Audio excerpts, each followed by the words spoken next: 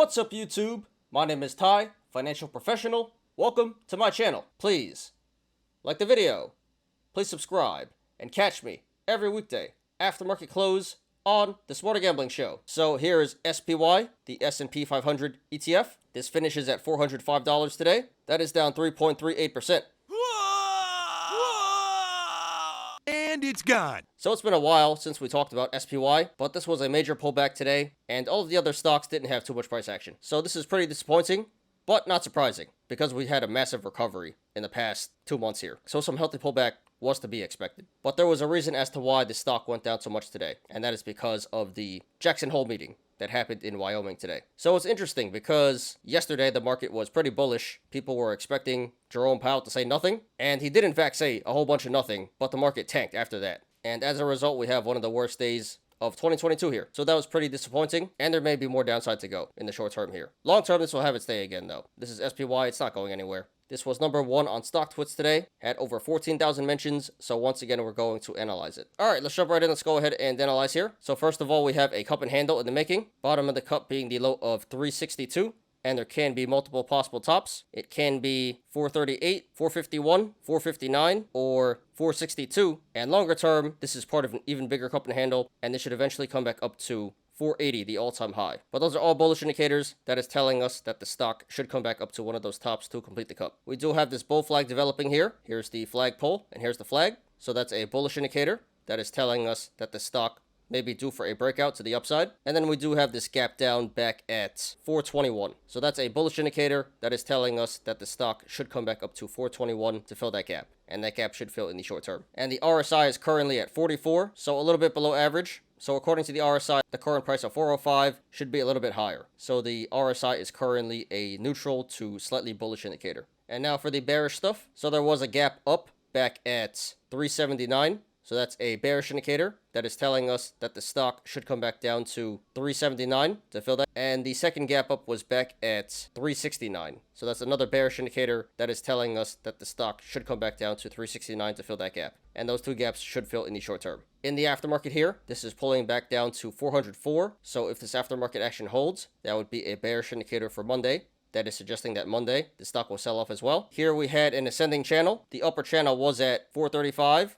And the lower channel was at 425. So if this broke 435 to the upside, that would be bullish. And if this broke 425 to the downside, that would be bearish. This did in fact break 425 to the downside. So the ascending channel is currently a bearish indicator. Here we do have a head and shoulders developing. Here was the first shoulder. Here was the head. And in the past few days, the second shoulder has been developing. So that is a bearish indicator that is telling us that the stock may be due for a sell-off. Down here on the MACD, the moving average convergence divergence. A few days ago, the MACD line has crossed the signal line to the downside. So that's a bearish indicator that is telling us that it may be time to sell. And if you guys want to follow along, the link to the chart is in the description down below. So right now, this is sitting on the support of 405, which it finished at today. So if this goes to the upside, next levels of resistance would be 407, 409, 410, 411, 413, 415, 416, 418, 419, 420, nice, 421, 423, 424, 426, 427, 429, 430, 431, 432, 434, 435, 436, 438, 439, and then 440. There is resistance above 440, but we're not going to discuss that right now. And if this goes to the downside, next levels of support would be 403, 401, 399, 397, 394, 392, 389, 387, 386, 384, 382, 381, 379, 377, 376, 375, 373, 371, 366, 364, 362, and then 359.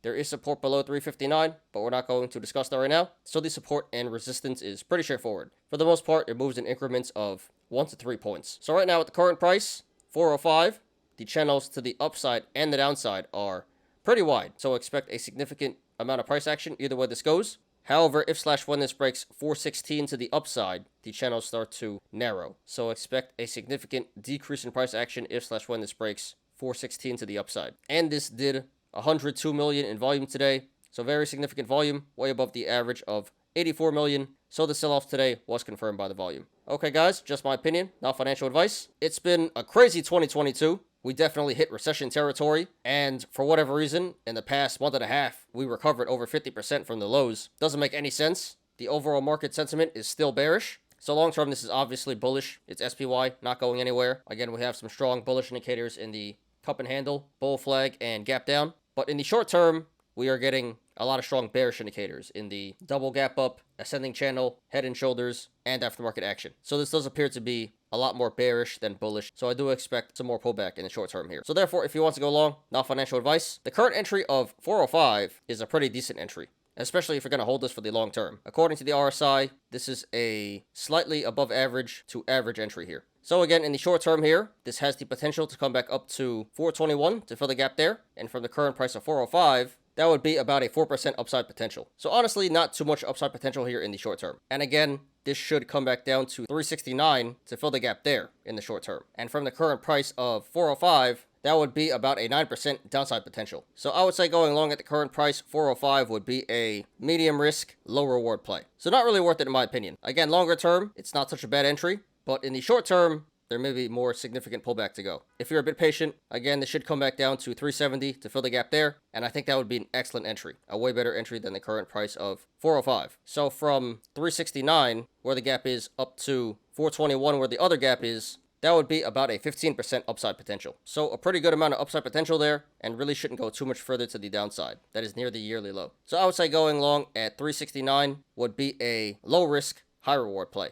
Definitely worth a shot in my opinion. So whether you decide to go long now or hold off and wait for a better price, it should pay off in the longer term. So I can't support going long at the current price of 405 and lower, and if it pulls back, then you can just average down at the supports that I mentioned before. Although personally, I would try to get this back at 370. Now, if you want to go short, not financial advice, it seems like a pretty good play in the short term for a quick scalp. Obviously, you shouldn't short SPY for an extended period of time, but you should be able to make some pretty decent money here. Again, in the short term, we have way more bullish indicators than bearish indicators right now, and this looks like it's due for some more pullback. Not done selling off just yet. So again, in the short term, this has the potential to come back up to 421 to fill the gap there, which would be about a 4% upside potential. And again, in the short term, this may come back down to 369 to fill the gap there, which would be about a 9% downside potential. So I would say going short at the current price, 405, would be a low risk, medium reward play. Definitely worth a shot in my opinion. It's not the greatest entry, but pretty average entry here, and there is still a decent amount of downside to go here. So as long as you're able to withstand the upside pressure, this should eventually come back down to 369 to fill the gap there, and that should be some pretty decent money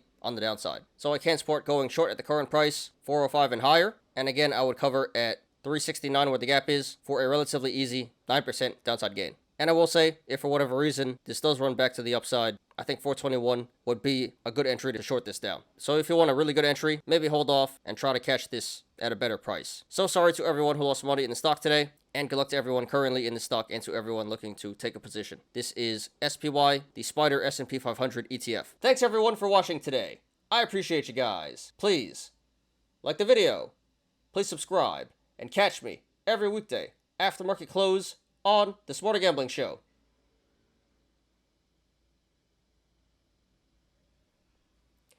I'm Ty.